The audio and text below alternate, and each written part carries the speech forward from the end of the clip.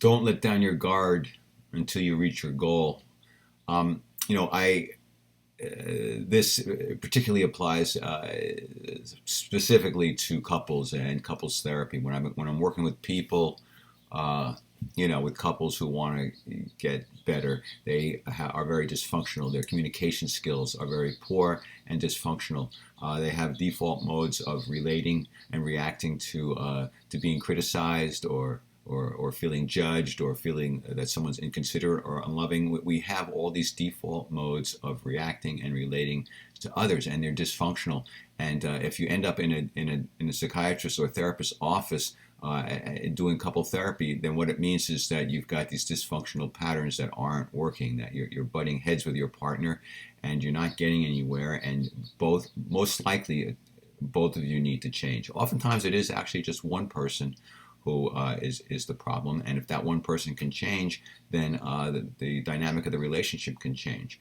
Oftentimes in couples therapy, we start with the couple, and then we realize that one person is really defensive. One person's really got a lot of the dysfunction, and you got to work, and that person needs to work on their individual dysfunction first, and then in the couples therapy, if the other partner now demonstrates that, oh yeah, they're part of the problem, they're part of the relationship pathology, then they got to work on their thing too. So, but for the most part, it's both people have to pay attention. For the most part, in a relationship, as people are trying to heal the relationship, both parties need to be vigilant over their thoughts, over what they say. You need to try to think about, well, how's it going to sound to the other person? You want to try to validate the other person. There are so many tools and tips and skills in order to improve communication, in order to improve respect, in order to improve trust, in order to heal resentments from the past, in order to forgive and let go of the past, in order to really love and cherish each other in healthy ways. There are tools, there are skills, but they, like all habits, you've got to get rid of the bad habits, the bad behavioral, the bad thinking habits, the bad emotional habits, the bad impulsive, reckless, thoughtless behavioral habits. You've got to change. You've got to be vigilant. You've got to stop and think before you speak, think before you act. Consider the consequences of your actions and your words. There's so much to do in order to heal a relationship.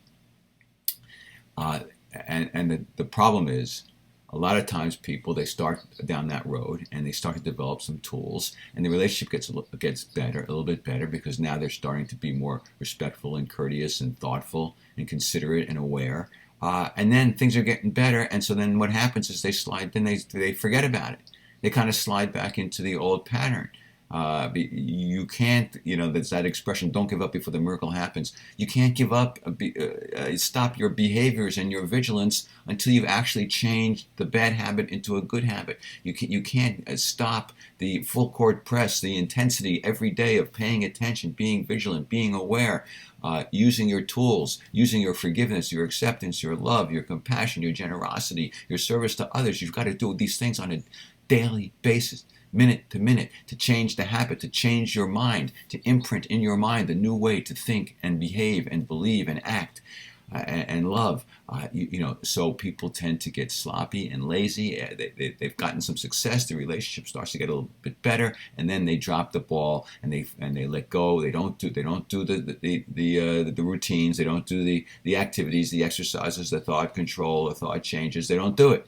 And the relationship decomposes and goes back to being bad. And the same thing is true of you individually, trying to reform yourself, trying to self-actualize, trying to trying to make your life, your world better. You need to change your mind. You need to change the way you look at the world. You need to change the way you interact with the world.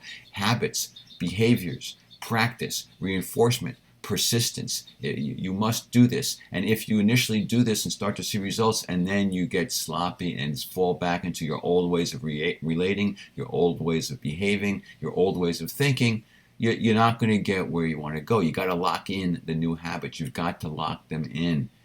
Okay, they've got to become a way of life. They've got to become who you are.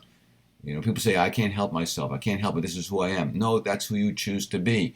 And every moment we need to choose to be what we want to be, or else we'll fall back into what we were.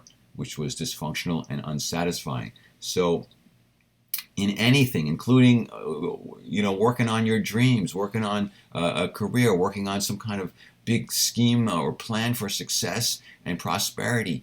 You can't let up until you've reached your goal. You can't let up. You've got to practice and persist and persevere, and every day get up and do something that's going to bring you closer to where you want to get to. You don't want to like lay in bed. You don't want to watch too much TV. You don't want to do too much tweeting and posting, wasting your time. I mean, some stuff is good. Some, you want to recreate. You want to enjoy stuff in your life, and you want to have fun with tweeting and this and that, and it's all fine. That's fine, but everything has to be in balance.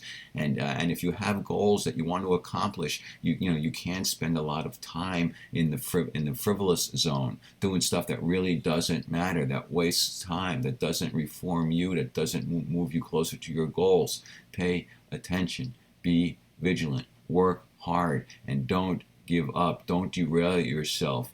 Until you've reach your goal. All right, that's it. Take care. Peace be with you. See you next time.